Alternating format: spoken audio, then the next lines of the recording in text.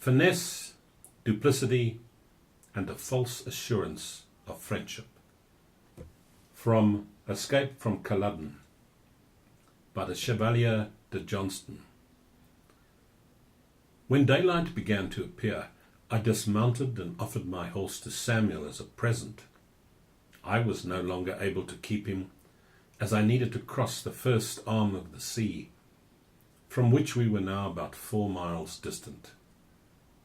Samuel refused to accept, however, saying that if his neighbours saw him in possession of a fine horse, they would immediately suspect that he had received it from some rebel he had assisted to escape.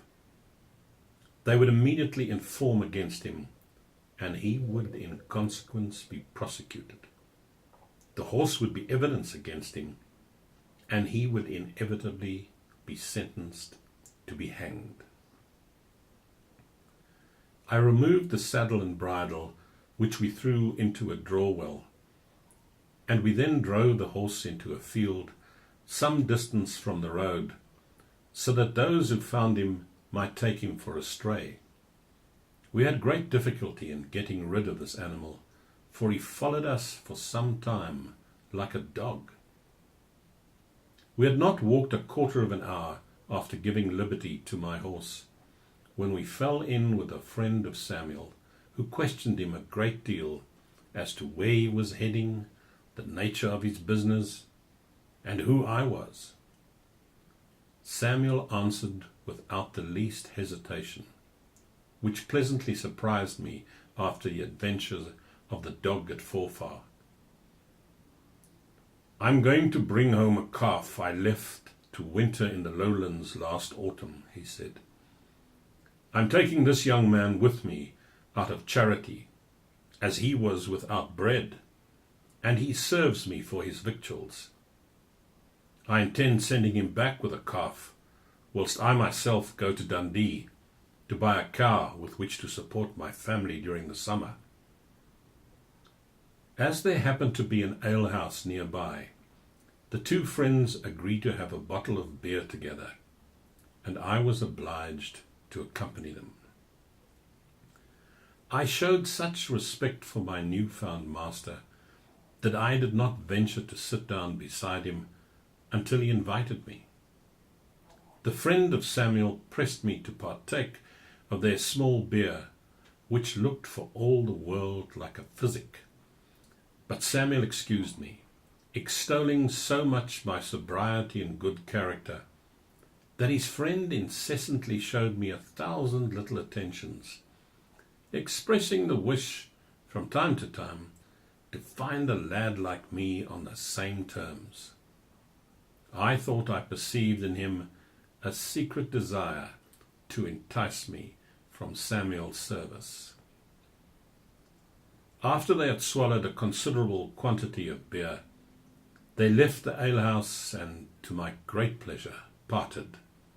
For not only was I frequently very embarrassed at having to play the part Samuel had assigned me, I was also sick and tired of their mundane jargon. This man had scarcely left us when Samuel whispered in my ear that he was one of the greatest knaves and cheats in this part of the country, famous for his villainy, that if he had found out who I was, he would undoubtedly have betrayed me, and that the mere wish to obtain possession of my watch and purse would have been a sufficient inducement for him to have reported my presence to the authorities, and thus send me to the gallows.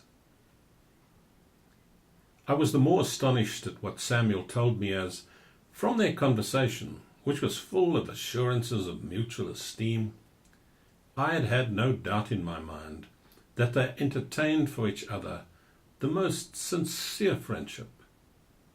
Having gained this insight, I greatly praised my new master for his prudence and discretion on this occasion. Artifice, hypocrisy, and the art of deceiving, which have very improperly been called policy, are commonly supposed to be found only in the courts of princes. the only schools for learning falsehood and dissimulation.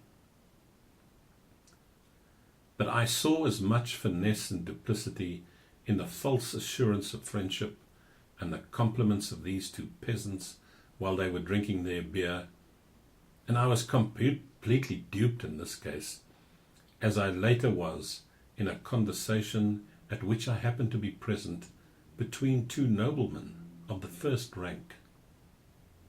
One of these was my particular friend, and the other an ambassador at a court where he had promised, and where he had had it in his power, if he had been so inclined, to be of essential service to my friend, then outlawed and exiled from his native country. These two personages embraced each other with an air of cordiality, said 1,000 flattering things to each other, and repeatedly expressed the strongest assurances of mutual friendship. But the moment the ambassador terminated his visit and took his departure, my friend informed me that they cordially detested each other. When I reproached him with having acted a part unworthy of a man of honour and a gentleman, he replied that he only wished to pay the ambassador in his own coin. Nevertheless, the pantomime of these two lords, Lord Ogilvy, later the Earl of Airlie, and the Duke de Mirepoix, then ambassador to the court of London, would have deceived me less in the opinion generally entertained of the duplicity of courtiers than that which was acted out by these two peasants.